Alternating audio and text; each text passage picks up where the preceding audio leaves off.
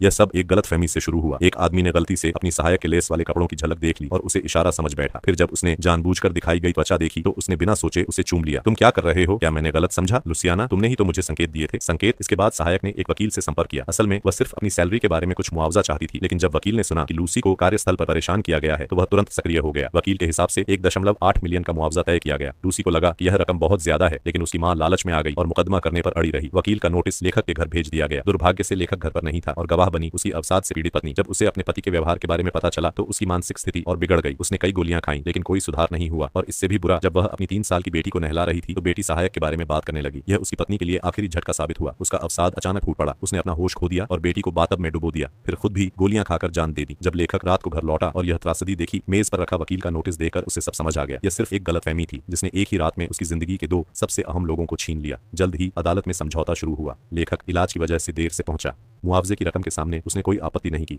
बस चुपचाप दस्तखत कर दी। कोई नहीं जानता था कि उसकी इस शांति में बदले का संकल्प छिपा हुआ था। लेखक के इस रवैये से लूसी उलझन में पड़ गई। जब उसे जज से पूरी सच्चाई पता चली और दीवार पर बच्ची के लिखे शब्द देखे तो वह गहरे पछतावे में डूब गई। उसे अंदाजा नहीं था कि बात इतनी दूर तक पहुंच जाएगी। कुछ समय बाद लूसी ने माफी के पत्र लिखने शुरू किए, लेकिन किसी भी पत्र का जवाब नहीं मिला। फिर उसे अपने भाई का फोन आया कि उसके माता पिता अस्पताल में हैं। वह तुरंत वहां पहुंची। उसके पिता जहरीले मशरूम खाने से मर चुके थे और मां अर्धमृत अवस्था में थी। लूसी को विश्वास नहीं हुआ। उसे याद आया कि उसने लेखक को जहरीले मशरूम पहचानने का तरीका बताया था। क्या यह उसका बदला था? समय बीतता गया। लेखक एक साधारण प्रेम उपन्यासकार से रहस्यमय कहानियां लिखने वाला मशहूर लेखक बन गया। दूसरी ओर सिएना अपने परिवार की त्रासदियों से टूटती चली गई। उसके परिवार के सदस्य एक एक कर रहस्यमय हादसों में मरते गए। आखिरकार एक आगजनी की घटना में वृद्धाश्रम के सभी लोग जलकर मर गए, जिनमें उसकी मां भी शामिल थी। सिएना को यकीन हो गया कि यह सब महज संयोग नहीं था। 10 सालों में उसके परिवार के 4 सदस्य दफन हो चुके थे।